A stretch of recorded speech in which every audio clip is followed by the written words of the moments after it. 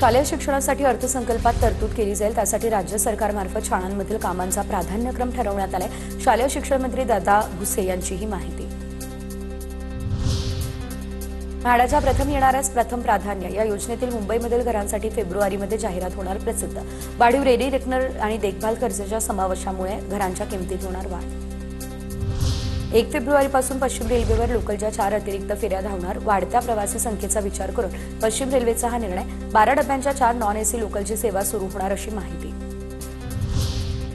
वाहतूक नियमांचं उल्लंघन करणाऱ्यांकडून वर्षभरात 496 कोटींचा दंड वसूल।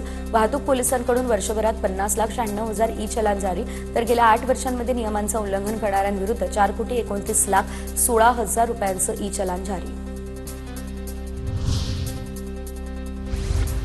ठाण्यातल्या घोडबंदरपासून किसननगरपर्यंत उद्या पाणी बंद। सकाळी 9 ते दुपारी 3 पर्यंत 6 तासांचा शटडाऊन। विद्याविहार उड्डाणपुलाची सर्व कामं दिनांक 25 जून 2026 पर्यंत पूर्ण करण्याचं उद्दिष्ट।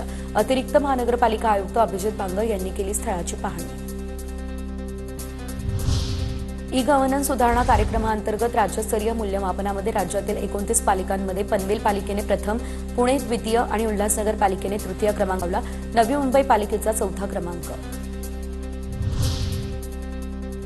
मुंबईमधील डिसेंबर 2025 मधील भांडूप बस अपघात प्रकरण सत्र न्यायालयानं बेस्ट चालकाचा जामीन अर्ज फेटाळला। 29 डिसेंबर रोजी भांडूप स्टेशन बाहेर एसटी बसने अनेक पादचाऱ्यांना चिरडलं। अपघातामध्ये 4 जणांचा मृत्यू, 12 जण जखमी झाले।